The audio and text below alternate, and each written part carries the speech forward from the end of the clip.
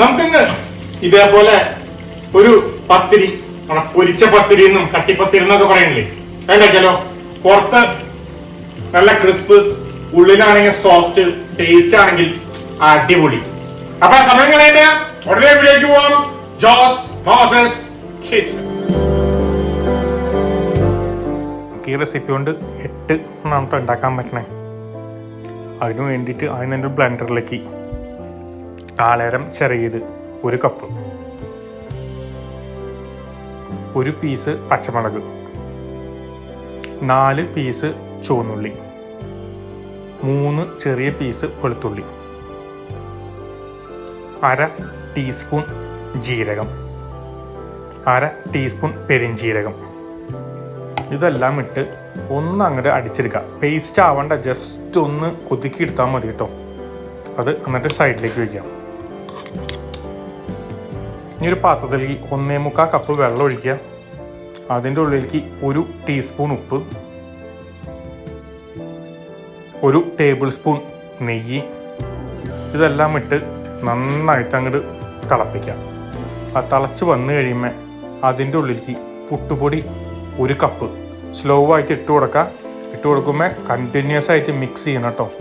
കട്ട പിടിക്കാൻ പാടില്ല. നന്നായിട്ട് കണ്ടിന്യൂസ് ആയിട്ട് മിക്സ് ചെയ്ത് 1 മിനിറ്റ് കൂടി, 1-2 മിനിറ്റ് അതോടെ ഇരിക്കട്ടെ. അത് കഴിഞ്ഞാൽ ഓഫ് ചെയ്യുക. അടച്ച് വെച്ച് ഒരു 10 മിനിറ്റ് നേരം അവിടെ ഇരിക്കട്ടെ. അപ്പോൾ അത് കുക്കാവും. അപ്പോഴാണ് അതിൻ്റെ സോഫ്റ്റ്നെസ്സൊക്കെ വരുള്ളൂ. ഒരു ബോളിലേക്ക് മാറ്റാം. ആ ബോളിലേക്ക് മാറ്റിയ ശേഷം നമ്മൾ നേരത്തെ അടിച്ചു വെച്ചാൽ നാളികേരത്തിൻ്റെ മിക്സ് അത് അതിലേക്ക് അങ്ങോട്ട് ചേർത്ത് കൊടുക്കുക ഫുള്ളായിട്ട്. അതിൻ്റെ ഉള്ളിലേക്ക് കറുത്ത ജീരകം അല്ലെങ്കിൽ കറുത്ത എള്ള് അതങ്ങനെ ഇട്ട് കൊടുക്കാം.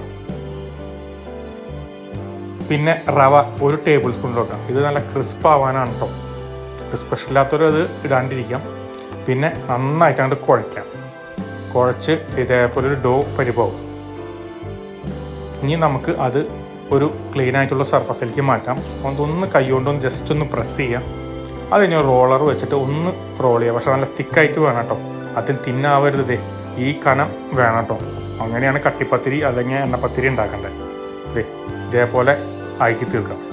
അത് കഴിഞ്ഞൊരു കട്ടർ ഉപയോഗിച്ച് അല്ലെങ്കിൽ ഒരു ഗ്ലാസ് ഞാൻ ഉപയോഗിക്കുന്ന പോലെ എടുത്തിട്ട് അങ്ങോട്ട് റൗണ്ടായിട്ട് കട്ട് ചെയ്യാം. ഇതേപോലെ നോക്കി എൻ്റെ കട്ടി നോക്കി ആ തിക്നെസ്സിൽ വേണം കേട്ടോ. എല്ലാം ഇങ്ങനെ കട്ട് ചെയ്ത് വെച്ച് കഴിഞ്ഞിട്ട് കുറച്ച് ഓയിൽ വയ്ക്കുക. അത് ഓയിൽ ചൂടായി കഴിയുമ്പോൾ അതിൻ്റെ ഉള്ളിലേക്ക് ഓരോന്ന് ഇട്ട് ഫ്രൈ ചെയ്തെടുക്കാം. അത് തിരിച്ചും മറിച്ചിട്ട് നല്ല ഗോൾഡൻ കളറിൽ നമുക്ക് ഫ്രൈ ചെയ്ത് കിട്ടണം കേട്ടോ. ഇതേപോലെ. അപ്പോൾ അതിൻ്റെ പുറംഭാഗം നല്ല ക്രിസ്പും ഉള്ളിൽ സോഫ്റ്റും എന്നാൽ അടിപൊളി ടേസ്റ്റും. ഇതേപോലെ എല്ലാം വറുത്തു പോലെ.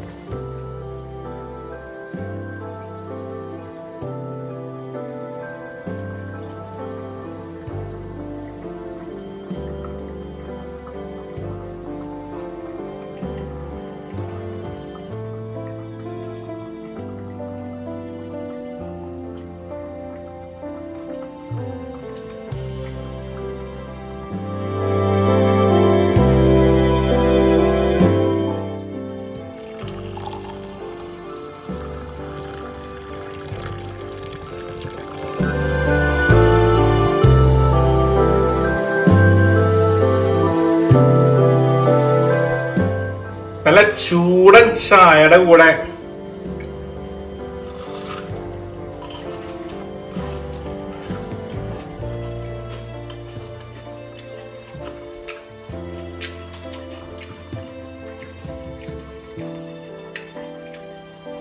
അടിപൊളി ക്രിസ്പാണ്, എന്നാ സോഫ്റ്റും ആണ്, എന്നാ ടേസ്റ്റ് ആണോ കിടലിനും.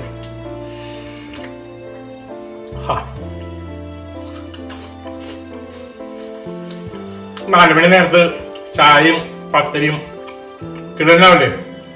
ഇപ്പൊ ഒന്ന് ട്രൈ നോക്കണേ. ട്രൈ നോക്കിയിട്ട് എങ്ങനെയാണെന്നൊന്ന് കമന്റ് ചെയ്തേക്കണേ. മറക്കല്ലേ. Okay, by.